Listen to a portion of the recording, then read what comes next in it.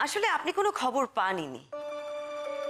আপনাদের প্ল্যান করাই ছিল যে শাশ্বতী দিরাগমন থেকে ফেরার পরই আবিষ্কার হবে যে তার বাপের বাড়ি থেকে দেওয়া সমস্ত গয়না চুরি গেছে। আর সেই প্ল্যান মতন উদ্যোগী হয়ে আপনি পুলিশ নিয়ে সোজা এই বাড়িতে চলে এলেন। শুধু চালে একটু ভুল হয়ে গেছে।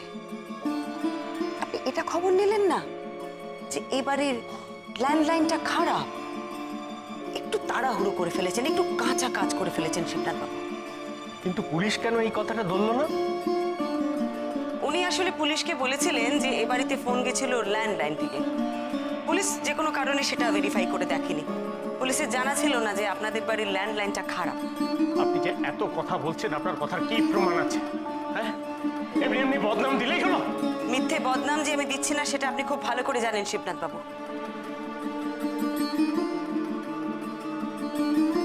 আমার দুজন সাক্ষীও আছে। প্রথম জন হলো আপনার সেই কেটারের বন্ধু, যাকে এবারের কেটারিং এর সমস্ত দায়িত্ব দেওয়া হয়েছিল। উনি আপাতত পুলিশের হেফাজতে। তার সাথে খুব শিগগিরই আপনার দেখা হয়ে যাবে। আর দ্বিতীয় জন হলো আপনার ভাগ্নি শাশ্বতী।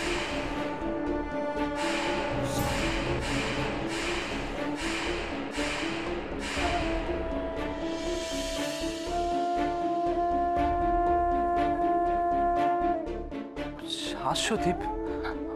ও কি জানে?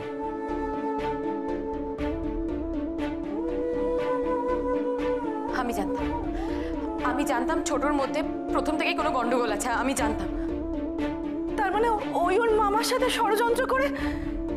ছি ছি ছি ছি ছি, ছোট বৌমা, তোমাকে আমরা এত ভালোবেসেছি, এই কদিনে এত আপন করে নিয়েছি, আর সে তুমি ভালোবাসার এই মর্যাদা দিলে ছোট নাতবু? বুড়ি ঠাম্মাকে এইভাবে ঠকালে? শাশ্বতী, শাশ্বতী, নন্দা, শাশ্বতীকে আটকাওকে যেতে দেবে না। নন্দা, নন্দাটা কোথায় গেল? এই সময় আমার নন্দা। আপনারা প্লিজ ওনাদের যেতে দেবেন না, আমি এক্ষুনি আসছি। শাশ্বতী, শাশ্বতী, শাশ্বতী! শাশ্বতী শোনো। শাশ্বতী দাঁড়াও। শাশ্বতী কোথায় যাচ্ছ? দাঁড়াও বলছি। শাশ্বতী, শাশ্বতী কোথায় যাচ্ছ?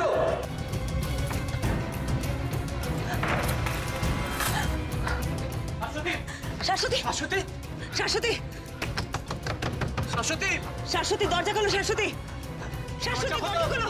শাশ্বতী আমার কথা শোনো, দরজা খোলো।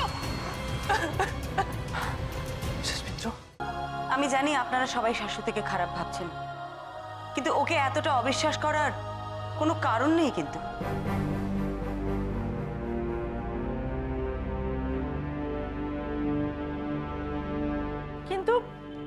ও তো ওনাদের সাথেই।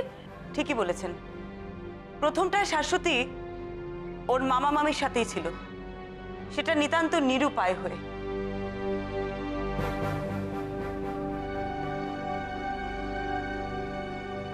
একা মেয়ে, বাবা মা নেই, মামার কথা শোনা ছাড়া ওর তো আর কোনো উপায় ছিল না।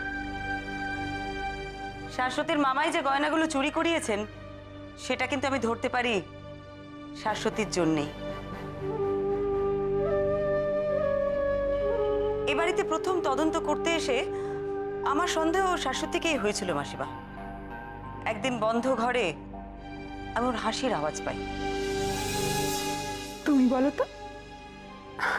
না না,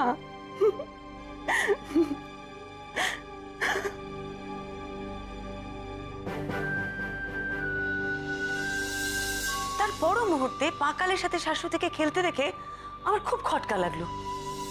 মনে মনে ভাবলাম, তাহলে কি আমি ভুল ভাবছি? পাকালের মতন একটা বাচ্চা মাত্র দুদিনে যাকে এত আপন করে নিয়েছে, সে কি খারাপ হতে পারে? কথায় বলে যে বাচ্চারা নাকি মানুষ চিনতে ভুল করে না।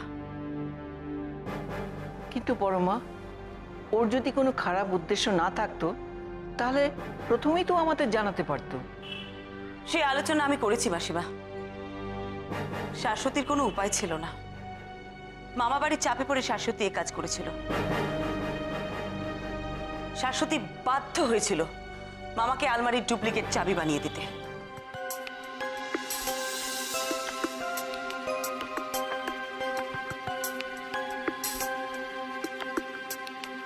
শাশ্বতী, আমি যদি কোনো ভুল বলি তুমি কিন্তু আমাকে শুধরে দিও।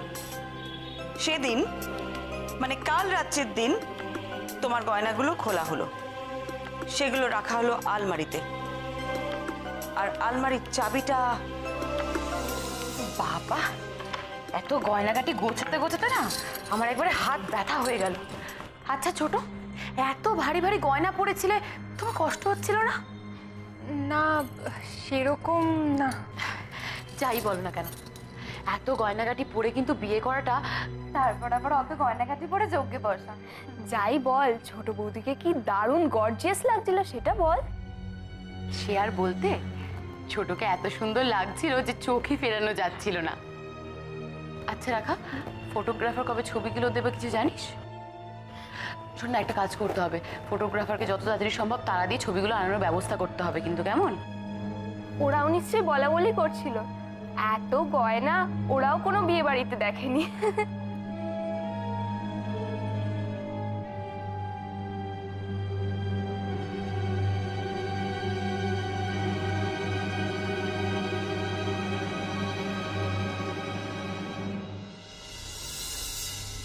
সে রাতে পাকাল শুয়েছিল শাশ্বতীর সাথে। মাঝরাতে উঠে শাশ্বতী চাবির ছাপ নেয়।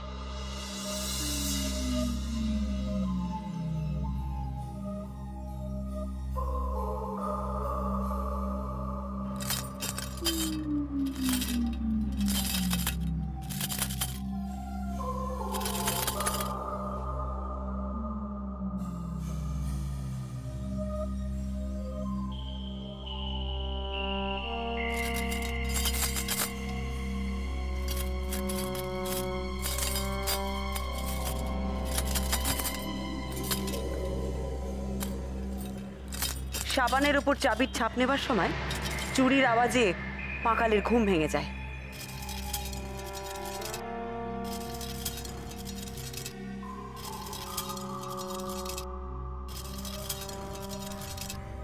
কে কে নতুন কাকি? কে আওয়াজ করলো?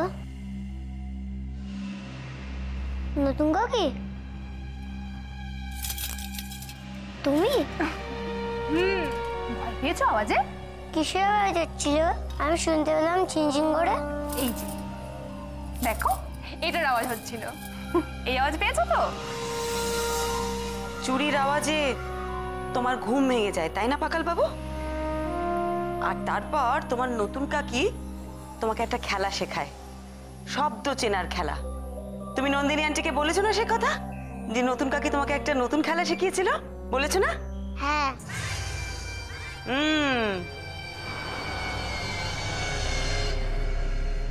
পাকালের এই কথাটা জানার পর আমি বুঝতে পারি চাবির ছাপ খেয়ে নিয়েছিল। তারপর সম্ভবত কারো হাত দিয়ে শাশ্বতী ওই চাবির ছাপটা মামা বাড়িতে তার মামার কাছে পাঠিয়ে দেয়। তাহলে ও আর অপরাধী নয় এই কথা বলছেন কি করে? ছি ছি ছি ছি, শেষ পর্যন্ত একটা চোরের সঙ্গে আমার ছেলের বিয়ে দিলাম, হ্যাঁ?